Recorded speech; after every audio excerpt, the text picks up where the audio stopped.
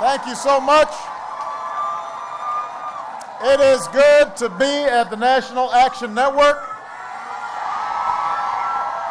It's good to be here with some good friends. I love you back. So I'm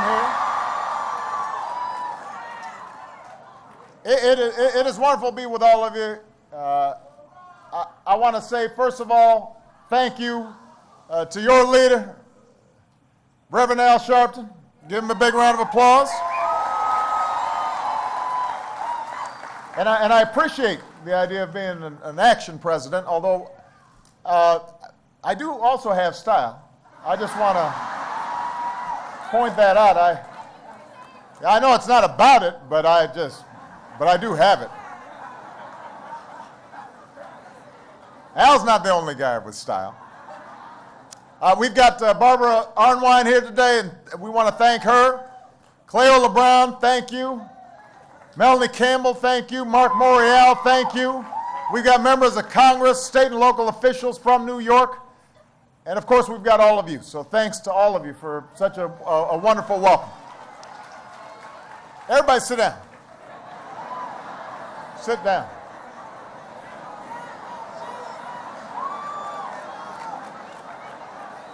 Al doesn't know how to get back to his seat. Somebody help out the leader here. But don't make him jump over it. Okay, they're going to explain it. There we go. All right, you're going to be all right. Now, the last time I was here was 3 years ago, and a few things have changed since then. I am here as a second-term president.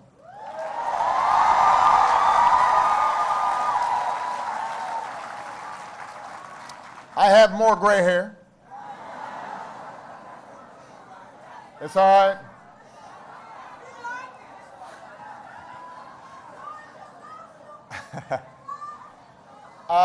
Let's see what else. I've got twice as many dogs.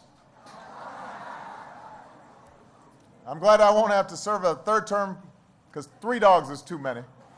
I can't keep on promising Malia and Sasha another dog. Of course, one thing that has not changed is your commitment to the cause of civil rights for everybody, an opportunity for all people. And that's been something that's been on my mind this week. Some of you may know that yesterday I was down in Austin, Texas at the LBJ Library to speak on the 50th anniversary of the Civil Rights Act and the man who signed it into law. And standing there, I thought of all the Americans, known and unknown, who made it possible for me to stand in that spot, who marched and organized and sat in and stood up for jobs and for justice. And I thought of all who achieved that great victory and others, not just with respect to the Civil Rights Act, but the Voting Rights Act and the Fair Housing Act and immigration reform and Medicare and Medicaid and the first battles of a long war on poverty. And over the past 5 years, in the wake of the worst economic crisis of our lifetimes, we've won some victories too. Nearly 9 million new jobs in America's businesses over the past 4 years. 7.5 million Americans signing up to buy health care coverage under the Affordable Care Act.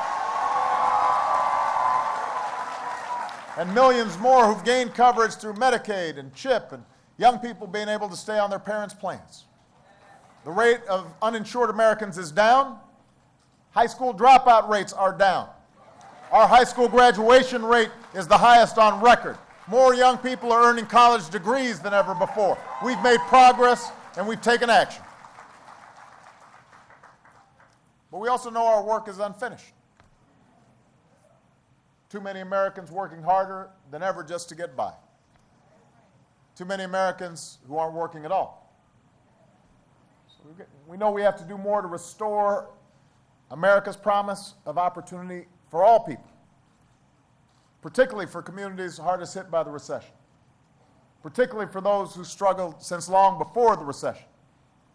Not only African Americans and Latinos, but Americans trapped across the country in pockets of poverty inner city, suburban, rural. And we know what opportunity means. Opportunity means more good jobs that pay good wages. Opportunity means training folks for those jobs. Opportunity means changing the odds for all of our children through pre-K, something Mayor de Blasio's fighting for here in New York City. And opportunity means affordable higher education for all who are willing to work for it. Opportunity means answering the call to be my brother's keeper and helping more boys and young men of color stay on track and reach their full potential. Before I came out, I was in a photo line, saw my good friend Freddie Haynes, a great pastor from the great state of Texas, and he told me this summer they're going to hire 100 young men, pay them $10.10 an hour, maybe $10.50. As a consequence of this call. And the point is that my brother's keeper, that's not just something I do, that's not just something the government does, that's something everybody can participate in. Because we know these young men need support. Opportunity means making the minimum wage a wage you can live on. It means equal pay for equal work. It means overtime pay for workers who've earned it. It means continuing to extend the right of quality, affordable health care for every American in every state, because we've got some states that aren't doing the right thing. We have states who, just out of political spite, are leaving millions of people uninsured that could be getting health insurance right now. No good reason for it. If you ask them what's the explanation, they can't really tell you. And by the way, making sure our citizens have the opportunity to lead healthy lives also means dealing with things like the dangerous carbon pollution that's disproportionately affecting low-income communities. It means making sure that our young people are eating right, so listen to Michelle. I'm just saying.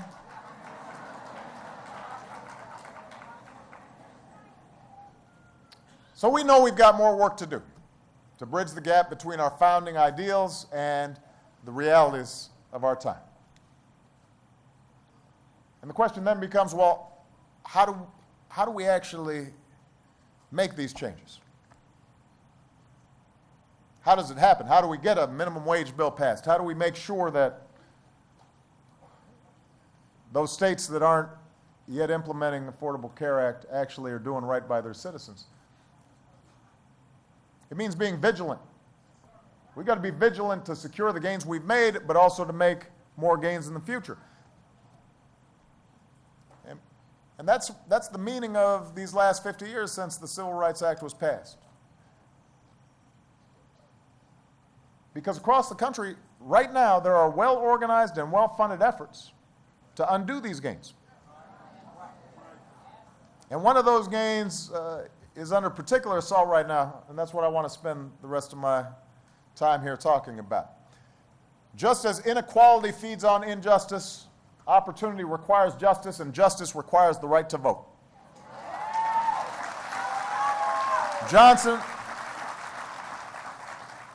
President Johnson, right after he signed the Civil Rights Act into law, told his advisors, some of whom were telling him, well, all right, just wait. You've done a big thing now. Let's let the dust settle. Don't stir folks up. He said, no, I can't wait. We've got to press forward and pass the Voting Rights Act. Johnson said, about this, there can be and should be no argument. Every American citizen must have an equal right to vote. Voting is a time when we all have an equal say. Black or white, rich or poor, man or woman. Doesn't matter. In the eyes of the law and in the eyes of our democracy, we're all supposed to have that equal right to cast our ballot to help determine the direction of our society. The principle of one person, one vote is the single greatest tool we have to redress an unjust status quo.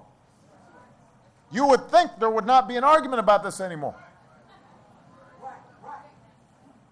But the stark, simple truth is this: the right to vote is threatened today in a way that it has not been since the Voting Rights Act became law nearly 5 decades ago. Across the country, Republicans have led efforts to pass laws making it harder, not easier, for people to vote. In some places, women could be turned away from the polls just because they're registered under their maiden name, but their driver's license has their married name. Senior citizens who've been voting for decades may suddenly be told they can no longer vote until they can come up with the right ID. In other places, folks may learn that without a document like a passport or a birth certificate, they can't register. About 60% of Americans don't have a passport. Just because you don't have the money to travel abroad doesn't mean you shouldn't be able to vote here at home.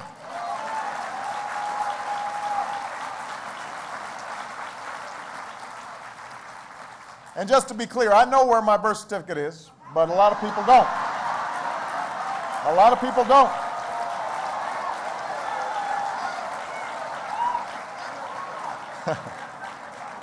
I think it's still up on a website somewhere.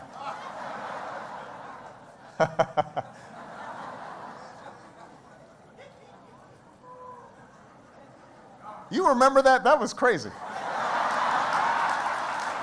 That was some crazy stuff.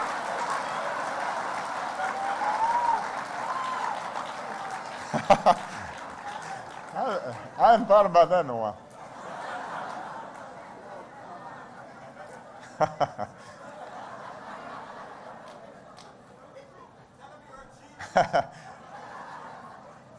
Now, I want to be clear. I am not against reasonable attempts to secure the ballot. We understand that there has to be rules in place. But I am against requiring an ID that millions of Americans don't have. That shouldn't suddenly prevent you from exercising your right to vote.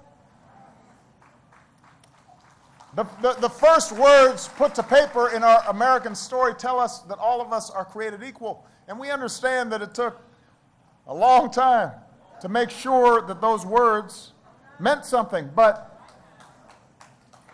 50 years ago, we put laws in place because of enormous struggles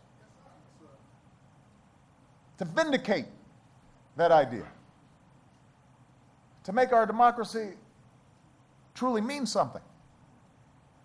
And that makes it wrong to pass laws that make it harder for any eligible citizen to vote, especially because every citizen doesn't just have the right to vote, they have a responsibility to vote.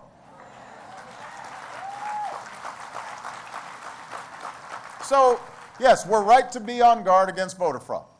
Voter fraud would impinge on our democracy as well. We don't want folks voting that shouldn't be voting. We all agree on that. Let's stipulate to that, as the lawyers say. But there's a reason why those who argue that harsh restrictions on voting are somehow necessary to fight voter fraud are having such a hard time proving any real widespread voter fraud. So I just want to give you some statistics. One recent study found only 10 cases of alleged in-person voter impersonation in 12 years. 10 cases. Another analysis found that out of 197 million votes cast for federal elections between 2002 and 2005, only 40 voters out of 197 million were indicted for fraud. Now, for those of you who are math majors, as a percentage, that is 0.00002%.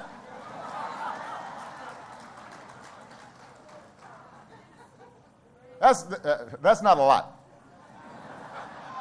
So let's be clear. The real voter fraud is people who try to deny our rights by making bogus arguments about voter fraud.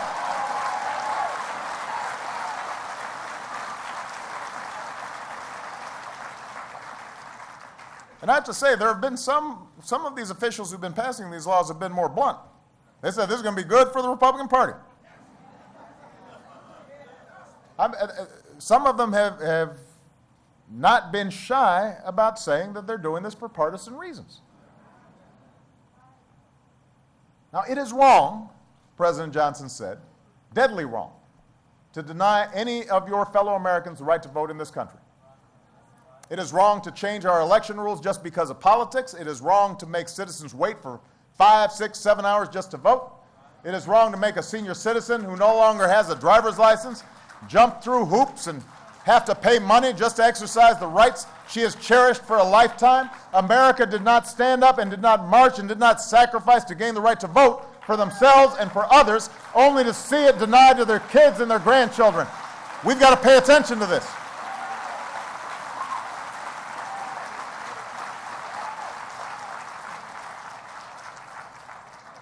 Some of the folks from Chicago know, Crider knows, one of the first jobs I had out of law school was to lead a voter registration drive in my home state of Illinois. We registered more than 150,000 new voters. And as an organizer, I got to help other citizens exercise their most cherished and fundamental rights. That mattered to me. And as president, I'm not going to let attacks on these rights go unchallenged. We're not going to let voter suppression go unchallenged. So earlier this week, you heard from the Attorney General, and there's a reason the agency he runs is called the Department of Justice. They've taken on more than 100 voting rights cases since 2009. They've defended the rights of everybody from African Americans to Spanish speakers to soldiers serving overseas.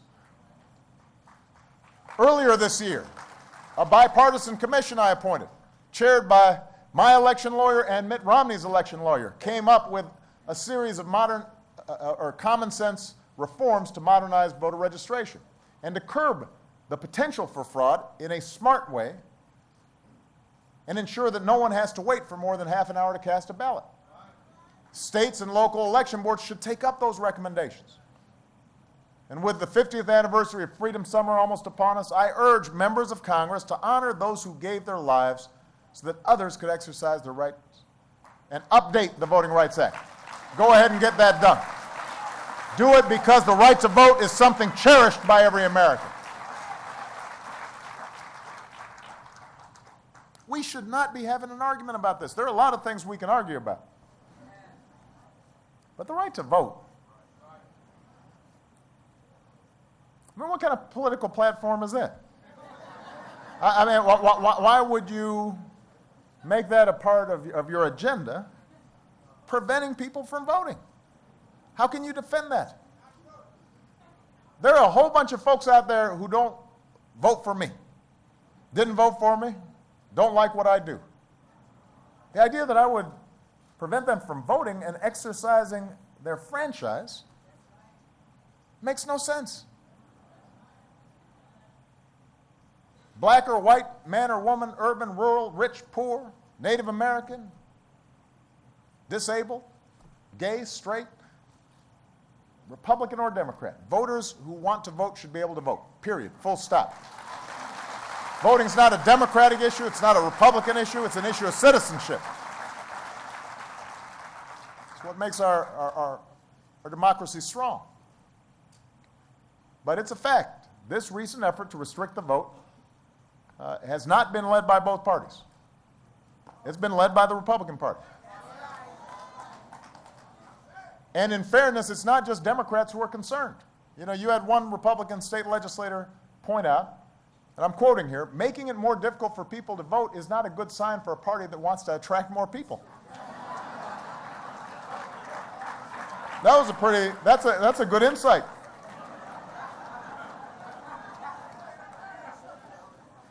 Right? I want a competitive Republican Party, just like a competitive Democratic Party. That's how our democracy is supposed to work, the competition of ideas. But I don't want folks changing the rules to try to restrict people's access to the ballot. And I think responsible people, regardless of your party affiliation, should agree with that. If your strategy depends on having fewer people show up to vote, that's not a sign of strength. That's a sign of weakness.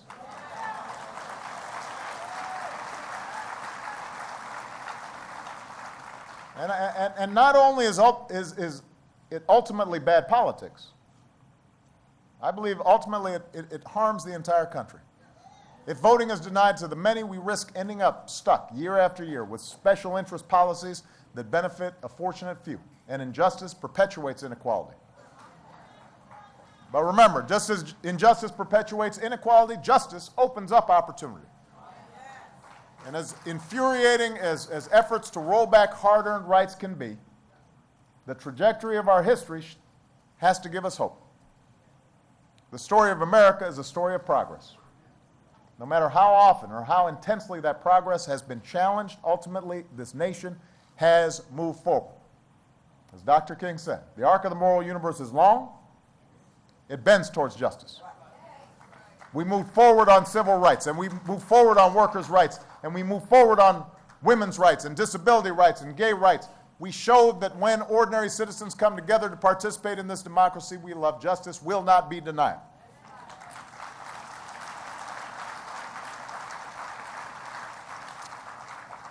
So the single most important thing we can do to protect our right to vote is to vote. I'm going to make one last point here. We're going to have an attorney general that looks at all the laws that are being passed. We're going to have civic organizations that are making sure that state laws and local laws are doing what they're supposed to do. We will fight back whenever we see unfairly the franchise being challenged. But the truth is that for all these laws that are being put in place, the biggest problem we have is people giving up their own power, voluntarily not participating. The number of people who voluntarily don't vote, who are eligible to vote, dwarfs whatever these laws are put in place might do in terms of diminishing the voting rolls. So we can't treat these new barriers as an excuse not to participate. We can't use cynicism as an excuse not to participate. Sometimes I hear people saying, well, we haven't gotten everything we need. You know, we still have poverty. We still have problems. Of course, these things didn't happen overnight. When I was down in Texas, everybody's celebrating the day that the civil rights law was finally passed. Remember, there were decades in which people sacrificed and worked hard. Change doesn't happen overnight, but it happens as long as we don't purposely give our power away. Every obstacle put in our path should remind us of the power we hold in our hands each time we pull that lever or fill in that oval or touch that screen. We just have to harness that power. We've got to create a national network committed to taking action. We can call it the National Action Network. So I want you to go out there and redouble your efforts. Register more voters. Help more folks to get their rights. Get those souls to the polls. If they don't let you do it on Sunday, then do it on Tuesday instead.